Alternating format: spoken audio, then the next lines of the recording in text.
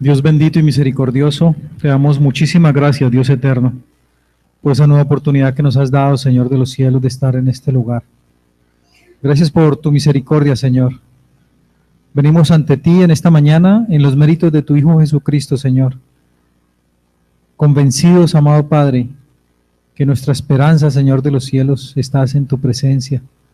Amado Señor Santo, las circunstancias y situaciones por las cuales vivimos, Señor bendito, en esta vida, son situaciones, amado Señor de los cielos, que tú permites y tú dispones, Señor, por medio de las cuales, amado Señor, cada día, Padre amado, nos fortaleces y nos conformas, Señor bendito, para que podamos, amado Señor, reflejar el amor de Cristo en nuestras vidas.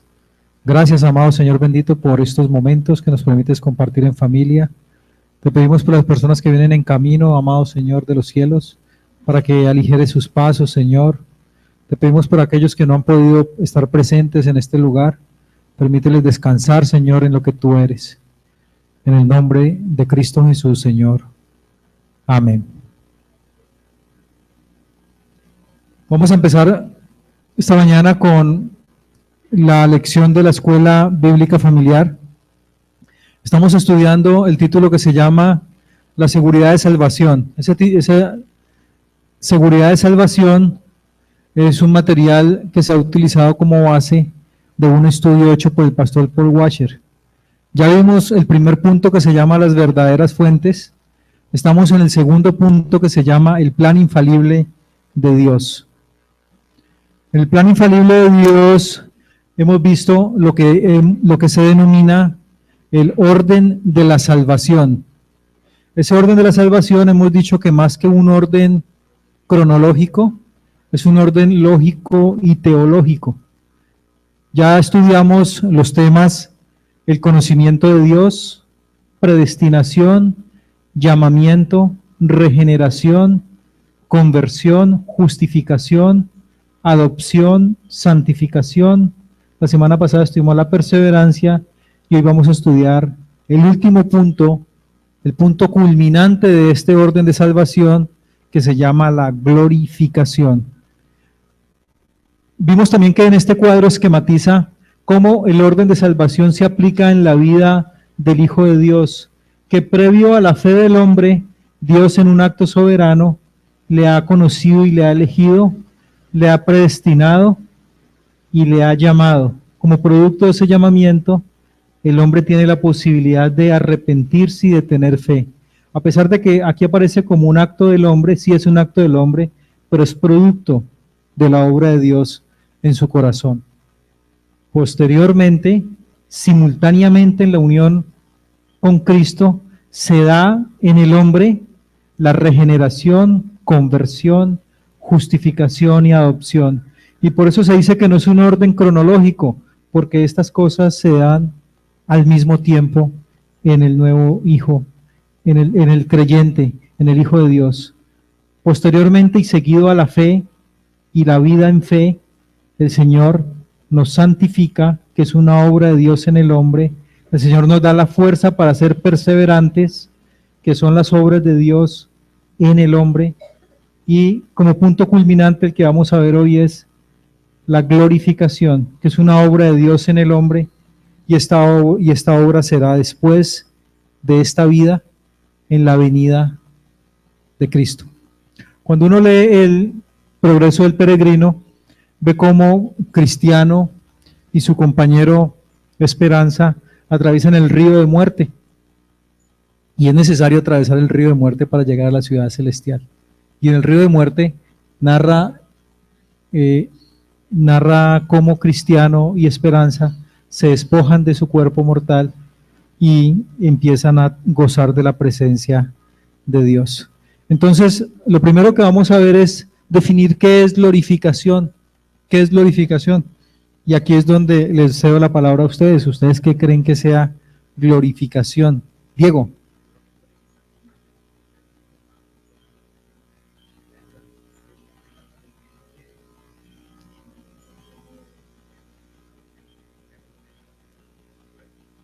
Resucitados en nuevos cuerpos. ¿Quién me puede ayudar? ¿Qué es glorificación? Martica, la que se habla, glorificación.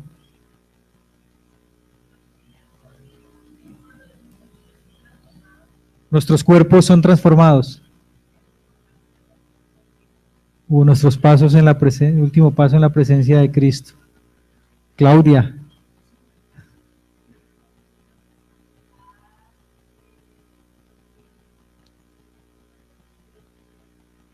Se viste de incorruptible. ¿Quién más me ayuda con santificación? De glorificación, perdón. Veamos una definición. Definición es un estado de gran honor. O sea, en el mundo también se utiliza la palabra gloria. Y es un estado de gran honor cuando se glorifica a un deportista, cuando se glorifica a un científico. Eso es una manera de glorificar a la gente en el mundo. Es un estado de gran honor. Teológicamente, es lo que ustedes han dicho. Es la obra futura y final de Dios sobre los cristianos. Cuando Él transforme nuestro cuerpo físico y mortal a cuerpos eternos, inmortales, con los cuales habitaremos para siempre. Es la extracción final del pecado al final de los tiempos. Ese es un estado de glorificación, ¿sí? Teológicamente es recogiendo lo que ustedes nos han dicho. El texto guía con el cual nosotros hemos trabajado el orden de salvación dice así, Romanos 8, 29 y 30, porque a los que antes conoció, también los predestinó para que fuesen hechos conformes a la imagen de su Hijo, para que Él sea el primogénito entre muchos hermanos, y a los que predestinó, a estos también llamó, y a los que llamó, a estos también justificó, y a los que justificó, a estos también glorificó. Esto es lo que muchas personas llaman la cadena de oro de Pablo en Romanos, o sea, cadena porque es un eslabón tras eslabón. Entonces empieza con el conocimiento, la predestinación, dice, entre muchos hermanos somos adoptados, predestinados, del llamamiento, justificación y glorificación, que es la obra culminante de Dios en sus hijos. El sustento bíblico de Efesios 1:4 nos dice, según nos escogió en Él antes de la fundación del mundo, para que fuésemos santos y sin mancha delante de Él. Este ser santos y sin mancha delante de Él es la obra culminante de Dios en nuestras vidas. Y eso no es al azar. Dice que Dios nos escogió en Él antes de la fundación del mundo. Lo que decía Diego, esta es la última etapa en el orden y culmina el proceso en un estado eterno. En todo el resto de los pasos, el Señor obra en nosotros, en nuestro cuerpo mortal, pero la glorificación ya nos dice la palabra de Dios que seremos transformados. Es un aspecto futuro, o sea, es algo que nosotros en este cuerpo, en esta vida, no vamos a vivir ni vamos a disfrutar. La obra de Dios que comenzó cuando Él nos escogió, Él ha ido desarrollando y se cumple en una gloriosa eternidad. Se llama la glorificación. Entonces la pregunta es, ¿cuándo será esta glorificación? Mauricio, ¿cuándo será la glorificación?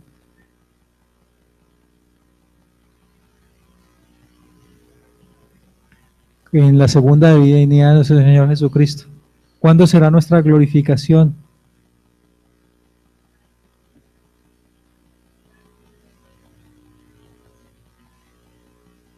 Podemos decir que la glorificación será después de la muerte. Eso lo podemos decir, que será después de la muerte y al final de esta época. A pesar de que el apóstol Pablo lo dice como si ya fuera un hecho cierto, porque dice a estos también glorificó, como si ya fuera un hecho cierto, el verbo está en pasado. En un sentido, para nosotros, eso es un hecho cierto en el futuro. O sea, la guerra ya está ganada. Lo que nosotros estamos peleando son las batallas, pero la guerra ya está ganada. Cristo venció el pecado, Cristo venció a la muerte y Él prometió regresar por su pueblo. Y eso ya es un hecho cierto. Dios lo ha reservado, lo ha preparado y lo ha conservado, este estado glorioso para todos sus hijos, para todos los suyos. O sea, esto nos da a nosotros la seguridad de por qué y para qué el Señor determinó de antemano quiénes iban a ser salvos. O sea, esa salvación ya está garantizada, ya está hecho en la eternidad. Sin embargo, en esta vida temporal que nosotros vivimos, todavía tenemos que cumplir unos pasos. Tenemos que vivir una vida, circunstancias, situaciones, aflicciones, por medio de la cual el Señor nos lleva caminando paso a paso en ese proceso de la santificación. Es necesario que todo ser humano muera físicamente, pero tenemos la certeza de que nuestra alma es eterna, tanto de los hijos como de los no hijos.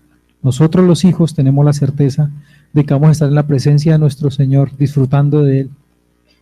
Los no hijos van a estar también eternamente condenados. Después de la muerte, cada persona pasa a un estado espiritual.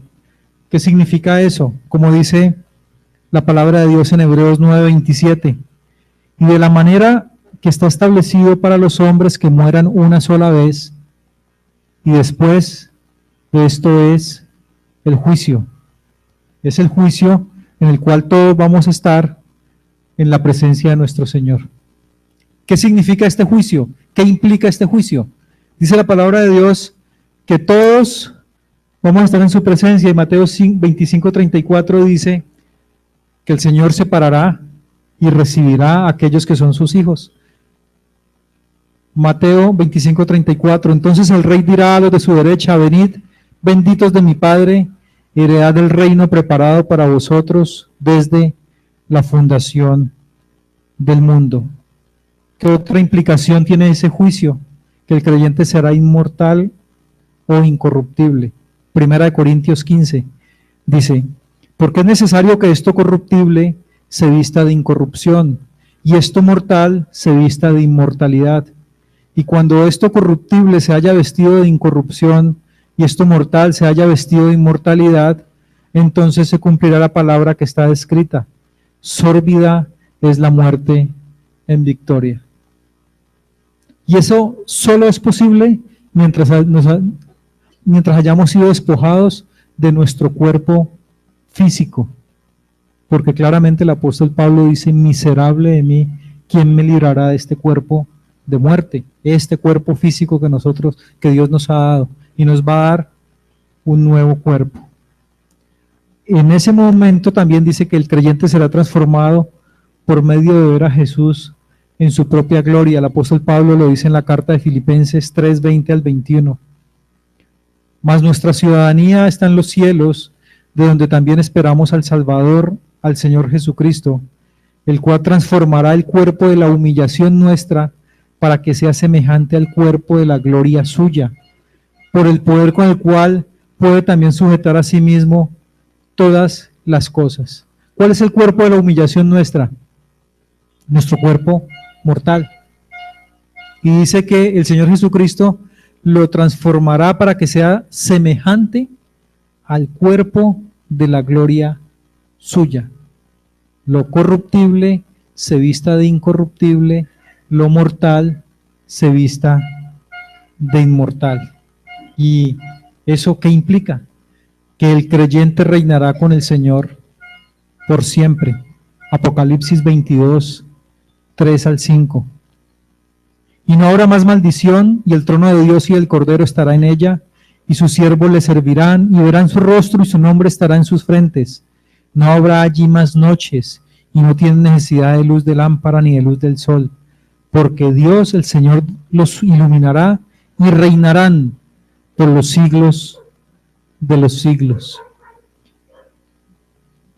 Dice también la palabra de Dios que la glorificación del creyente ocurrirá en la segunda venida de Jesucristo, lo que nos decía Mauricio. Primera de Corintios 15, del 51 al 52. He aquí os digo un misterio: no todos dormiremos, pero todos seremos transformados. En un momento, en un abrir y cerrar de ojos, a la final trompeta, porque se tocará la trompeta, y los muertos serán resucitados incorruptibles, y nosotros seremos transformados. Los cristianos que han muerto resucitarán y los que están vivos serán transformados. Este será el estado de glorificación de todo creyente. En otro sentido, no sabemos ni podemos saber todo lo que significa este estado glorificado. Por eso el apóstol Pablo dice, es un misterio. Es un misterio porque a pesar de que en Apocalipsis el apóstol Juan lo describe, pero lo escribe como una visión y lo escribe con el lenguaje propio de lo que él podía ver, de lo que él podía interpretar. Pero para nosotros es un misterio, porque específicamente hay muchas preguntas que tenemos que seguramente solamente van a ser resueltas cuando estemos en la presencia de nuestro Señor. Los sufrimientos y pruebas que nosotros hayamos vivido en esta vida no pueden compararse con la gloria que nos espera. Romanos 8:18. Pues tengo por cierto que las aflicciones del tiempo presente no son comparables con la gloria venidera que en nosotros ha de manifestarse.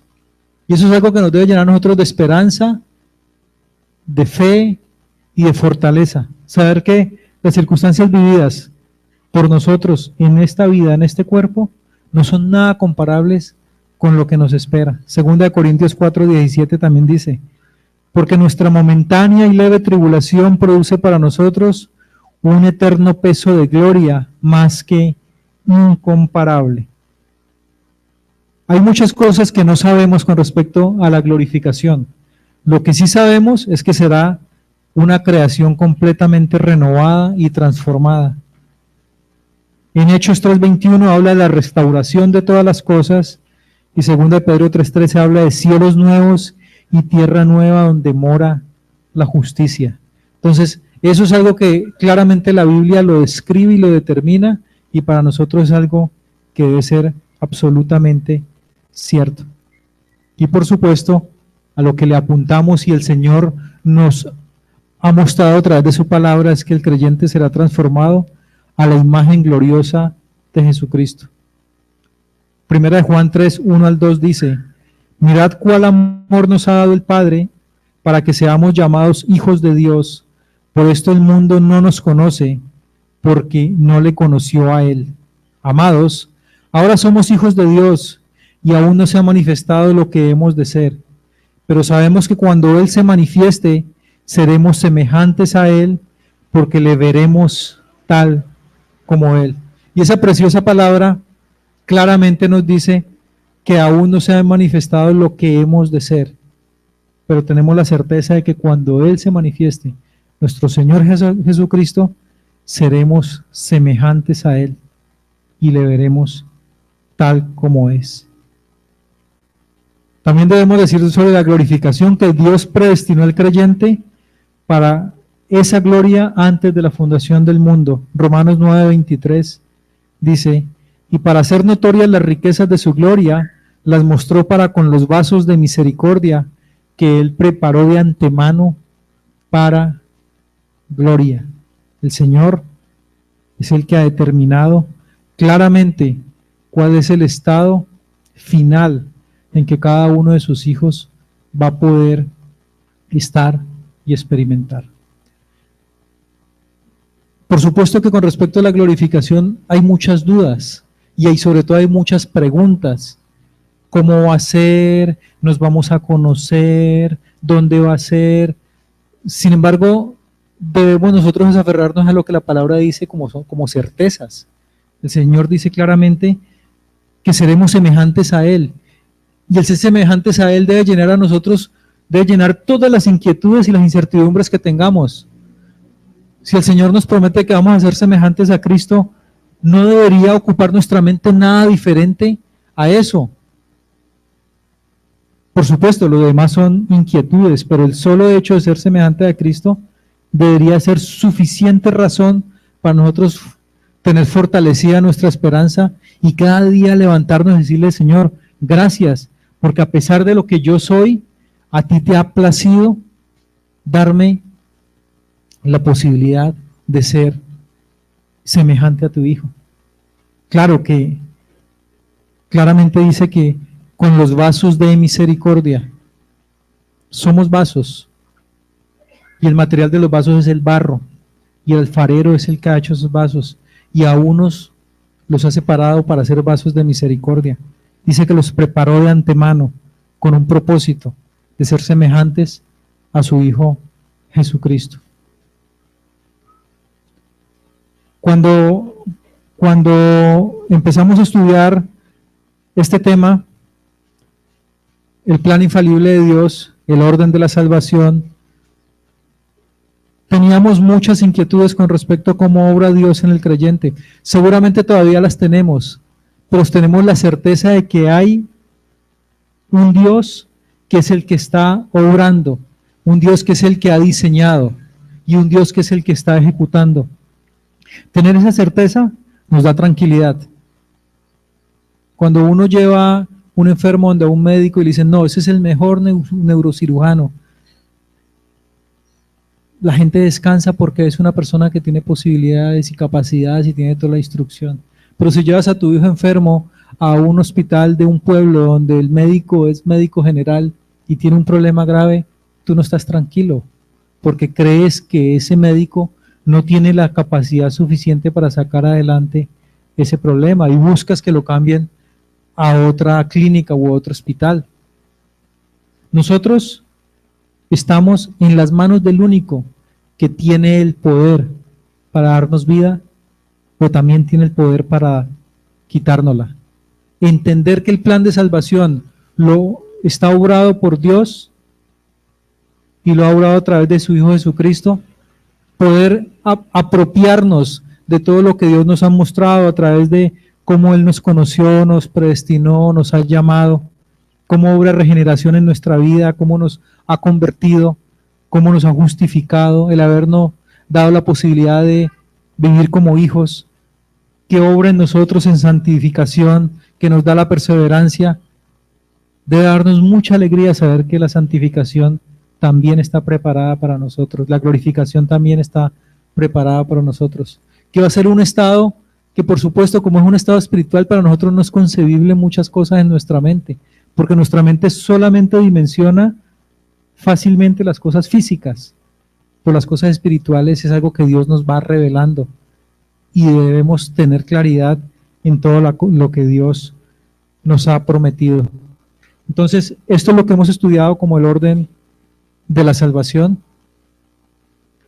Hemos estudiado todos los elementos o todos los pasos del orden de la salvación y hoy culminamos con la preciosa glorificación que Dios tiene para sus hijos. No sé si tengan alguna pregunta, si quieren que ampliemos en algún aspecto, en algún tema, o si está todo claro o está todo más confuso. ¿Preguntas? ¿Opiniones? ¿Aportes?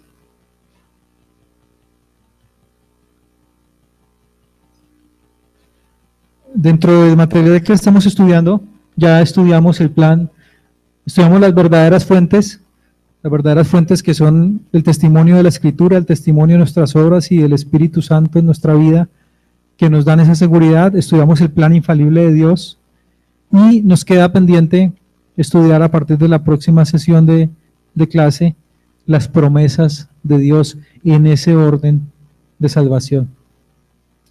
Hemos culminado el segundo punto, el plan infalible de Dios, y ya entendemos por qué se le denomina infalible, porque es un plan que no falla, y no falla por quien lo ejecuta, por quien lo diseñó, no falla porque es Dios mismo el que lo está llevando a cabo, porque si fuera por nosotros, pues no existía esa certeza, pero tenemos la certeza de Dios. ¿Preguntas?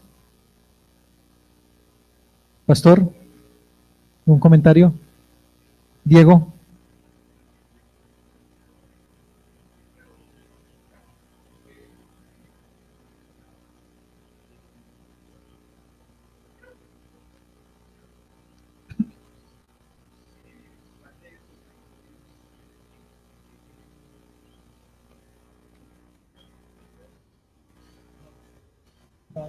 Ya te los muestro. Se ven mejor en este esquema.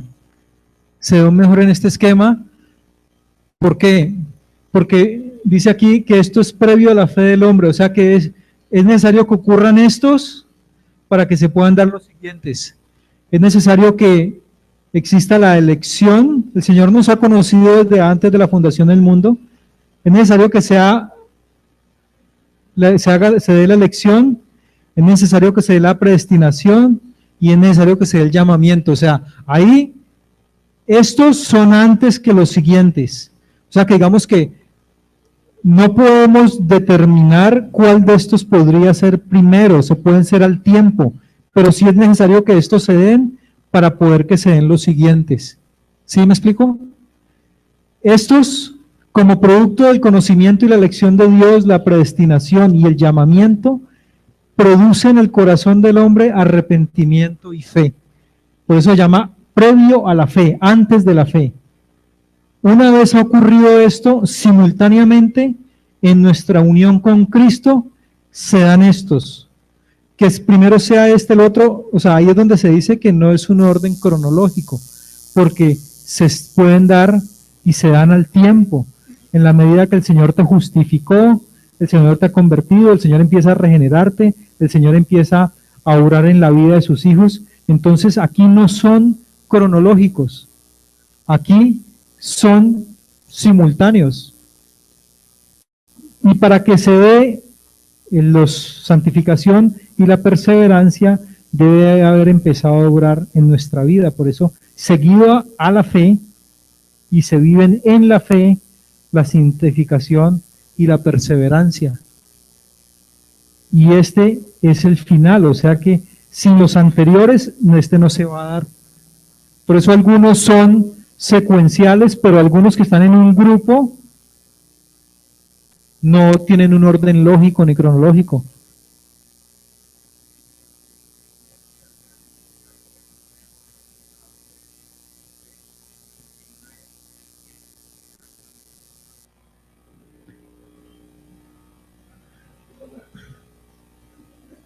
Sí, claro, o sea, lo que pasa es que la muerte de Cristo en la cruz se dio en un hecho cronológico, en un momento del tiempo que Dios determinó, pero es que Dios no tiene tiempo, porque si no, entonces pensaríamos que los que murieron antes de Cristo, ¿sí? Entonces, sí, pastor.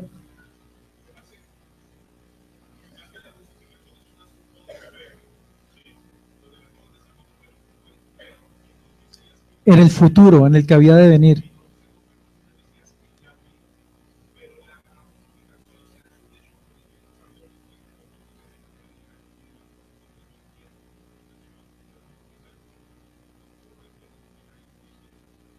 Exacto, Diego, lo que pasa es que mira, cuando el Señor pone en tu corazón arrepentimiento y fe, cuando el Señor te permite ver lo que eres, solo en ese momento es que tú puedes entender lo que es la justificación. Es en ese momento, a pesar de que el hecho cronológico ya ocurrió, solamente es en ese momento que en tu corazón, al momento en que Dios te da la humildad, te permite reconocer la necesidad de un Salvador. Hay arrepentimiento, ahí es donde entiendes la justificación. Antes no, a pesar de que Cristo murió hace casi 2000 años, antes no.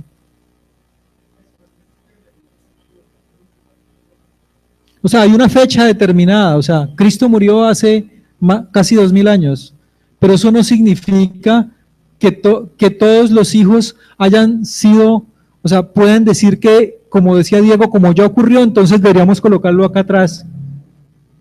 Hasta que no haya arrepentimiento y fe, que es algo que Dios pone en nuestro corazón, nosotros no entendemos lo que es la justificación y no se da la justificación en nuestra vida.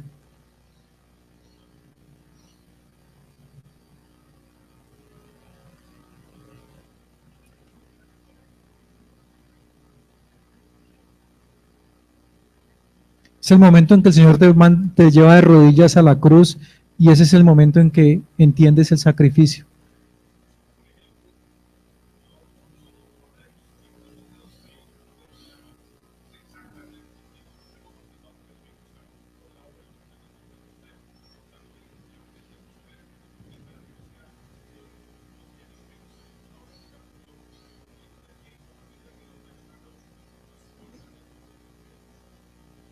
Sí, sí, pastor, claro. ¿Algo más?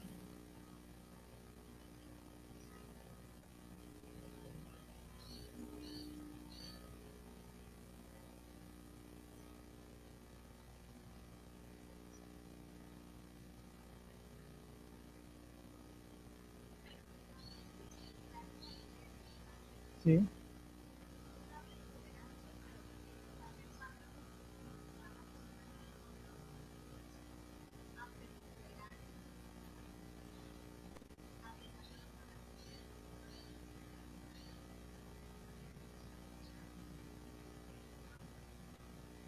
Lo que pasa es que el tema de la perseverancia que estudiamos la semana pasada, lo que entendimos es que Dios pone en nuestro corazón esa perseverancia. Y entendíamos que perseverancia significa tenacidad, eh, fortaleza, tesón, y es Dios el que la pone en nuestro corazón. Por supuesto, eso en contra de qué va, de nuestro propio corazón, de nuestro propio cuerpo que no quiere, pero el Señor claramente nos está mostrando cómo si somos hijos, Él nos va a dar esa perseverancia, esa fortaleza. ¿Por qué? Porque tenemos un llamado, el supremo llamamiento. Sabemos que hay una meta, la acabamos de ver, la glorificación. Y saber que esa glorificación es lo que nos espera, es lo que nos llena de fortaleza para seguir adelante. Ocupados de vuestra salvación con temor y temblor.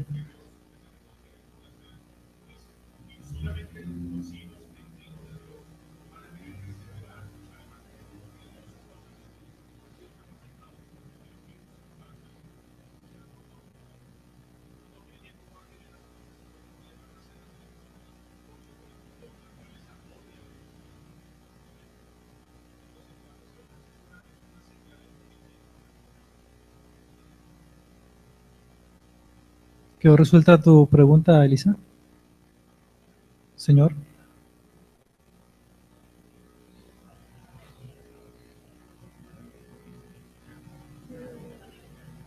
Dice la palabra de Dios que el Señor, que el que empezó la buena obra, la va a terminar.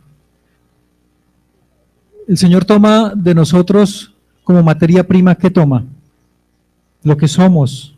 ¿Qué somos nosotros cuando estamos apartados de Cristo? Estamos muertos en nuestros delitos y pecados, ¿cierto? Empieza el Señor lo que hace es ¿qué entiendes tú por regenerar? Volver a generar, ¿cierto? Regenerar, volver a la vida. Entonces, es como, ¿qué ejemplo les puedo dar? Es como cuando tú tienes de pronto una cortada que primero se te pone como lo que nosotros le llamamos una caracha y después empieza a caerse, empieza a salir tejido nuevo, se te está regenerando la piel. El Señor en tu corazón quita ese corazón de piedra y te da un corazón de carne, sensible a su palabra. Antes estábamos muertos en delitos y pecados y el Señor nos da vida, nos regenera. ¿Sí, Mauricio? Entonces, eso es lo que el Señor hace en nuestra vida.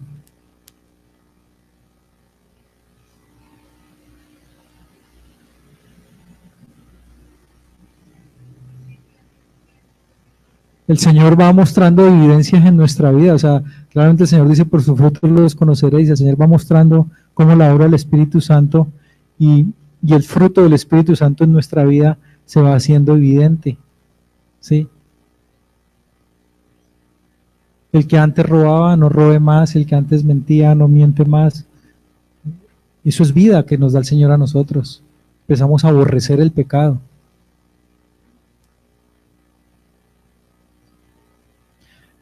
Todo este material va a quedar colgado en la página de la iglesia, que ha servido como base para estas presentaciones.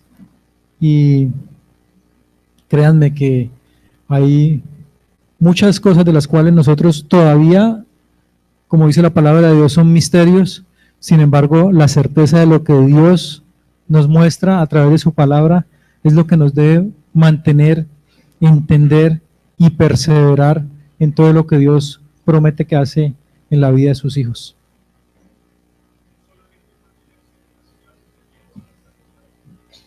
Perfecto. ¿Preguntas? ¿No? ¿Oramos? Padre, el orden de salvación, Señor,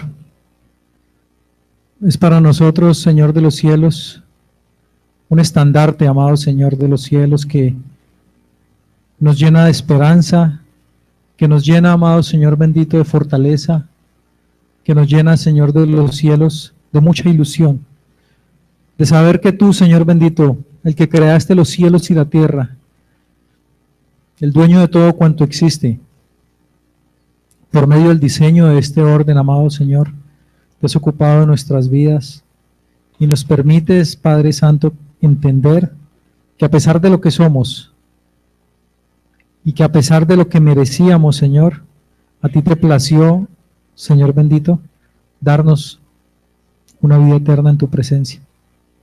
Y que solo eso lo hiciste, Señor bendito, por amor. No porque haya habido nada en nosotros que pudiese ser meritorio ante ti. Solo tu infinita misericordia, la obediencia de tu Hijo. Solo eso, Padre Santo, nos permite vivir y levantarnos cada día agradecidos, Señor bendito, por tu magnífica obra. Perdónanos, amado Señor, porque muchas veces, Señor de los cielos, desechamos esa obra de salvación en nuestra vida, porque te damos la espalda, Señor, porque enfocamos nuestro corazón en otras cosas que para nosotros son prioritarias, Padre amado. Perdónanos, Señor de los cielos, porque nuestro corazón nos inclina a cosas banales y superfluas, Padre amado, olvidándonos, Señor bendito, que lo más precioso, lo más grandioso que puede ocurrir en la vida de un cristiano es estar en tu presencia, Señor. Gracias, amado Padre, por estas enseñanzas, y en tus manos quedamos, amado Señor de los cielos. En el nombre de Cristo Jesús. Amén.